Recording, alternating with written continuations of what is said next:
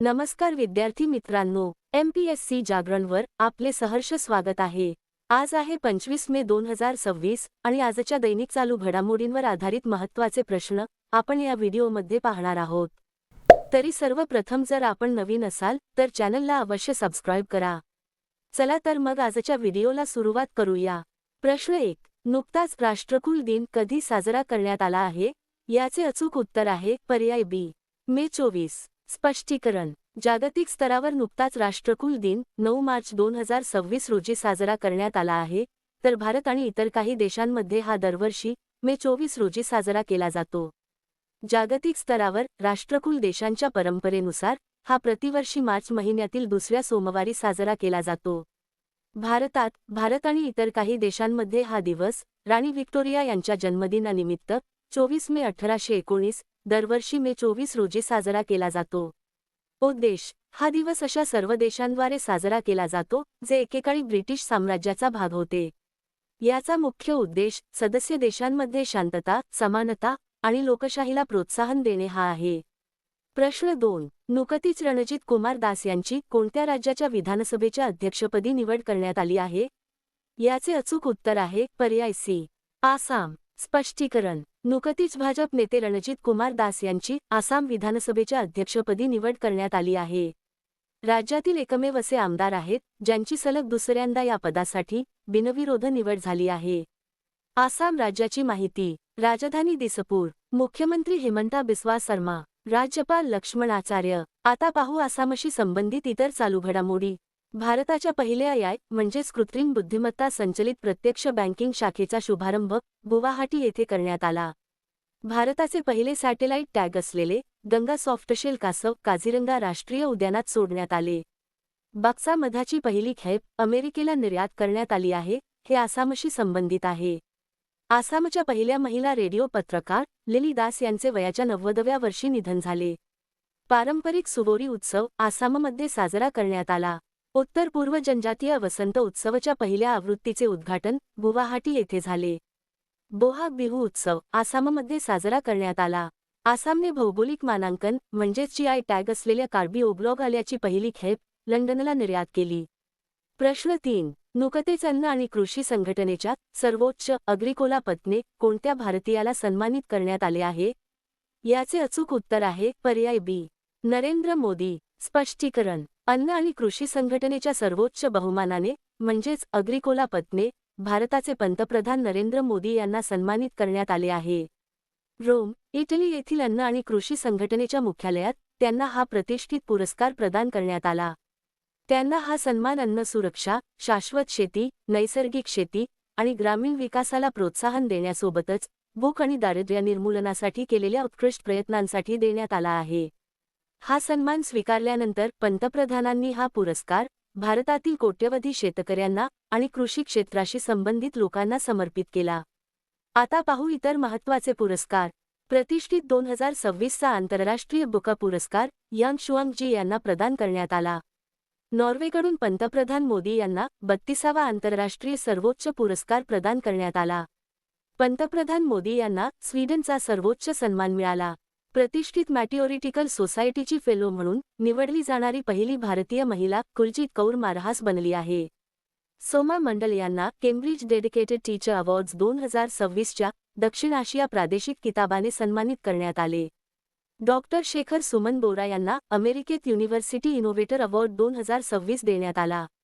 प्रश्न 4, नुकतेच अबी creative awards 2026 मध्ये कोणत्या हिंदी वृत्तपत्राला पब्लिशर ऑफ द इयर पुरस्काराने सन्मानित करण्यात आले आहे? याचे अचूक उत्तर आहे पर्याय सी, दैनिक जागरण। स्पष्टीकरण: अबी क्रिएटिव्ह अवॉर्ड्स 2026 मध्ये प्रसिद्ध हिंदी वृत्तपत्र दैनिक जागरणला पब्लिशर ऑफ द इयर या पुरस्काराने सन्मानित करण्यात आले आहे। प्रश्न 5, नुकतेच संरक्षण मंत्री राजनाथ सिंह यांनी तोफेचे गोळे तयार करणाऱ्या कारखान्याचे उद्घाटन कोठे केले आहे?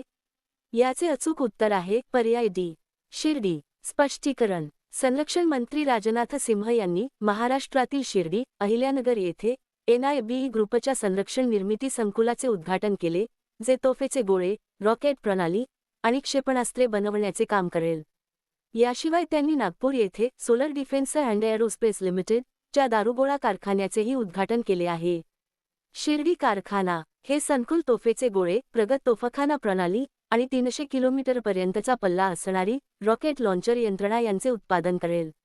नागपूर कारखाना या युनिटमध्ये मध्यम कॅलिबरचा दारुगोळा, विशेषतः 30 मिलीमीटरचे गोळे आणि मार्गदर्शित पिनाका रॉकेट यंत्रणेची निर्मिती केली जात आहे. आत्मनिर्भरता या प्रकल्पांचा मुख्य उद्देश भारताला संरक्षण उत्पादनात आत्मनिर्भर बनवणे आणि सशस्त्र दलांच्या दारुगोळ्याच्या गरजा स्वदेशी तंत्रज्ञानाने पूर्ण करणे हा आहे. प्रश्न 6. नुकतेच all time favourite friendship stories नावाचे पुस्तक कोणाद्वारे लिहिले गेले आहे? याचे अचूक उत्तर आहे पर्याय बी. Ruskin Bond. स्पष्टीकरण. All time favourite friendship stories नावाचे पुस्तक प्रसिद्ध भारतीय लेखक रस्किन बॉन्ड यांनी संकलित केले आहे. पफिन बुक्सद्वारे प्रकाशित या पुस्तकात मैत्रीवर आधारित 25 हृदयस्पर्शी गोष्टींचा संग्रह आहे. आता पाहू इतर महत्त्वाची पुस्तके. शिवराज सिंह चौहान यांनी त्यांच्या आपनापन या नवीन पुस्तकाची घोषणा केली. केंद्रीय मंत्री अमित शाह यांच्या हस्ते विमोचन करण्यात आलेली the bench, the bar and the bizarre आणि the lawful and the awful ही पुस्तके तुषार मेहता यांनी लिहिली आहेत. The curious and the classified unearthing military myths and mysteries पुस्तक निवृत्त जनरल मनोज मुकुंद नरवणे यांनी लिहिले आहे. ए रोड वेल ट्रॅव्हल्ड हे पुस्तक आर के राघवन यांचे आत्मचरित्र आहे. We the people of India या पुस्तकाचे लेखक टी एम कृष्णा आहेत. आशुतोष अग्निहोत्री यांनी लिहिलेल्या सब पर राम तपस्वी राजा या पुस्तकाचे विमोचन करण्यात आले. प्रश्न 7. नुकतेच कोणाला संयुक्त राष्ट्र लष्करी gender advocate of the year पुरस्काराने सन्मानित करण्यात आले आहे? याचे अचूक उत्तर आहे पर्याय सी. अभिलाषा बराक. स्पष्टीकरण. भारतीय लष्करातील मेजर अभिलाषा बराक यांना वर्ष 2025च्या प्रतिष्ठित संयुक्त राष्ट्र लष्करी gender advocate of the year पुरस्काराने सन्मानित करण्यात आले आहे. लेबनॉनमधील संयुक्त राष्ट्र अंतरिम दलात म्हणजेच युनिफिलमध्ये महिला, शांतता आणि सुरक्षा तत्वांना चालना देण्यासाठी त्यांना हा पुरस्कार देण्यात आला आहे. प्रश्न 8. नुकतेच कोणत्या राज्य सरकारने सरकारी वापरासाठी इलेक्ट्रिक वाहने अनिवार्य केली आहेत? याचे अचूक उत्तर आहे पर्याय सी. ओडिशा. स्पष्टीकरण. ओडिशा सरकारने नुकतेच 1 जूनपासून सर्व नवीन सरकारी वाहनांच्या खरेदीसाठी केवळ इलेक्ट्रिक वाहने अनिवार्य केली आहेत. इंधनावरील अवलंबित्व कमी करण्यासाठी आणि वायू प्रदूषण रोखण्यासाठी हे मोठे पाऊल उचलण्यात आले आहे. ओडिशा राज्याची माहिती. राजधानी भुवनेश्वर. मुख्यमंत्री मोहन चरण मांझी. राज्यपाल डॉक्टर हरी बाबू कंभमपती. आता पाहू ओडिशाशी संबंधित इतर चालू घडामोडी. समुदाय केंद्रित सांस्कृतिक उत्सव निमापारा पथा उत्सव 2026 चे उद्घाटन ओडिशामध्ये करण्यात आले. केंद्रीय शिक्षण मंत्री धर्मेंद्र प्रधान यांनी ओडिशात भीममंडळी पर्यावरण वारसा स्थळचे उद्घाटन केले. DRDO आणि भारतीय हवाई दलाने ओडिशा किनारपट्टीवर तारा ग्लाइड शस्त्राची यशस्वी चाचणी घेतली. भारताने जहाजविरोधी प्रगत क्षेपणास्त्र NASMSR ची यशस्वी चाचणी ओडिशात घेतली. राष्ट्रपती द्रौपदी मुर्मू यांनी रूरकेला विज्ञान केंद्राचे उद्घाटन केले. ओडिशामध्ये देशातील पहिल्या प्रगत त्रिमितीय 3D सेमीकंडक्टर पॅकेजिंग युनिटची सुरुवात झाली. जागतिक पॅरा नेमबाजी म्हणजेच आर्चरी स्पर्धेत पायल नाग हिने सुवर्णपदक जिंकले.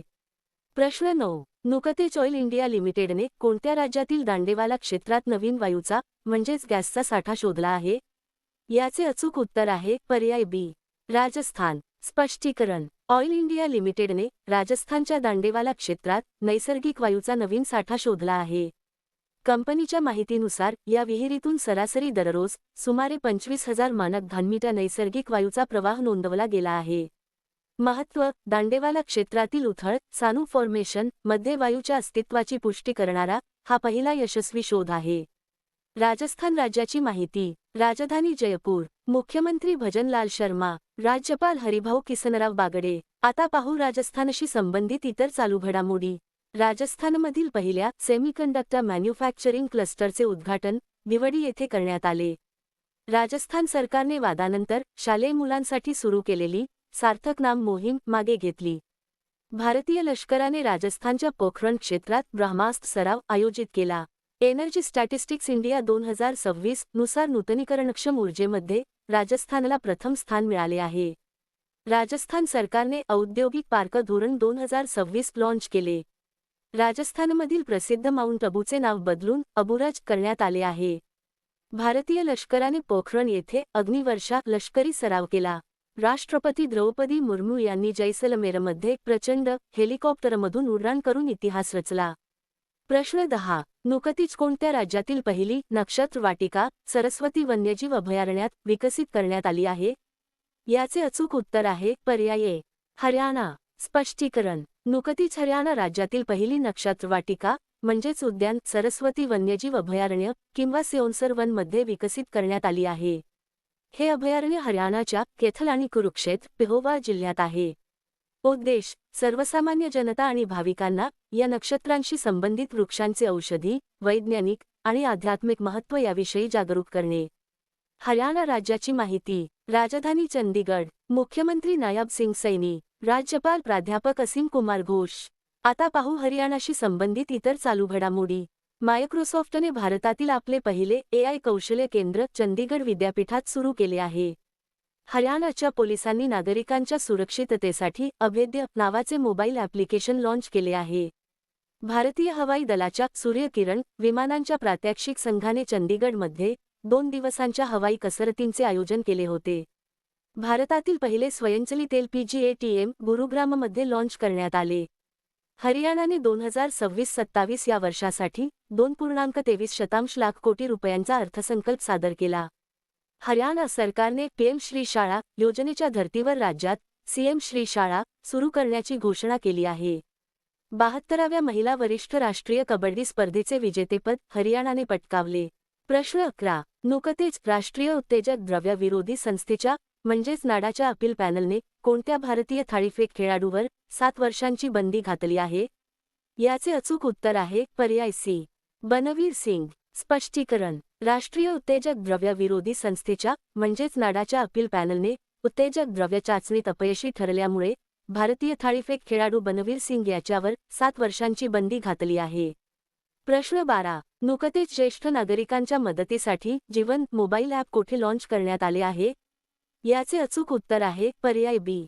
नवी दिल्ली. स्पष्टीकरण. ज्येष्ठ नागरिकांच्या मदतीसाठी जीवन मोबाईल ॲप नुकतेच नवी दिल्ली येथे लॉन्च करण्यात आले आहे. केंद्रीय सामाजिक न्याय आणि अधिकारिता मंत्रालयाने वृद्धांची सुरक्षा, आरोग्याशी संबंधित गरजा आणि सरकारी योजनांची माहिती सहज उपलब्ध करून देण्याच्या उद्देशाने हे ॲप सुरू केले आहे. आता मागील व्हिडिओतील प्रश्न. नुकतेच ग्रामीण स्वच्छतेमध्ये पूर्व विभागातील पहिल्या क्रमांकाचे राज्य कोणते बनले आहे? याचे अचूक उत्तर आहे पर्याय बी. बिहार. आता पाहू अतिशय महत्त्वाचे उजळणी प्रश्न. अरुणाचल प्रदेश मंत्रिमंडळाने इनर लाईन परमिट म्हणजेच ILPS प्रणालीला मंजुरी दिली आहे. 52व्या G7 शिखर परिषदेचे आयोजन फ्रान्समध्ये केले जाईल. सिप्री 2025च्या अहवालानुसार संरक्षण खर्चाच्या बाबतीत अमेरिका अव्वल स्थानावर आहे. शुक्रग्रहाच्या अभ्यासासाठी भारताने स्वीडनसोबत व्हीनस ऑर्बिटर मिशन बाबत करार केला आहे. नीती आयोगाचे उपाध्यक्ष म्हणून अशोक कुमार लाहिरी यांची नियुक्ती करण्यात आली आहे. केंद्रीय शिक्षण मंत्री धर्मेंद्र प्रधान यांनी ओडिशात भीममंडळी पर्यावरण वारसा स्थळचे उद्घाटन केले. अंदमान आणि निकोबार येथे पाण्याखाली सर्वात मोठा राष्ट्रीय ध्वज फडकवण्यात आला. कृषी मंत्रालयाकडून 2 दिवसीय कृषी कार्यक्रम फ्रूट होरायझन 2026 चे आयोजन लखनौमध्ये करण्यात आले होते. इंटरनॅशनल बिग कॅट अलायन्स म्हणजेच IBCA मध्ये समाविष्ट होणारा 26वा सदस्य देश सौदी अरेबिया ठरला आहे. भौगोलिक मानांकन म्हणजेच GI प्रमाणित आल्याच्या लागवडीसाठी मिझोराम सरकारने आले मोहीम सुरू केली आहे. कॅट ए पात्र फ्लाइंग इन्स्ट्रक्टर बनणाऱ्या भारतीय हवाई दलाच्या पहिल्या महिला अधिकारी स्क्वॉड्रन लीडर सान्या बनल्या आहेत. पंतप्रधान मोदी यांनी बेंगळुरू येथे नवनिर्मित ध्यान मंदिर चे उद्घाटन केले. RBIचे नवीन डेप्युटी गव्हर्नर म्हणून रोहित जैन यांची नियुक्ती करण्यात आली आहे. झारखंड सरकारने प्राथमिक शाळांमध्ये 0 प्राथमिक गळती दर साध्य केला आहे. पश्चिम बंगाल सरकारने सर्व सरकारी शाळांमध्ये सकाळच्या प्रार्थनेदरम्यान वंदे मातरम हे राष्ट्रीय गीत गाणे अनिवार्य केले आहे. डेन्मार्क येथे आयोजित उबेर चषक 2026 चे विजेतेपद दक्षिण कोरियाने जिंकले आहे. सिक्कीम हे देशातील पहिले कागदविरहित न्यायव्यवस्था असणारे राज्य घोषित करण्यात आले आहे. कल्याणकारी योजना आदिवासी गावांपर्यंत पोहोचवण्यासाठी छत्तीसगड सरकारने जनभागीदारी सर्वात दूर सर्वात आधी नावाची मोहीम सुरू केली आहे. आता तुमच्यासाठी प्रश्न. नुकतेच कोणत्या राज्य सरकारने श्रममित्र ॲप लॉन्च केले आहे? दिलेल्या पर्यायातून या प्रश्नाचे अचूक उत्तर कमेंट बॉक्समध्ये नक्की द्या. उद्या पुन्हा भेटू पुढील भागात. धन्यवाद.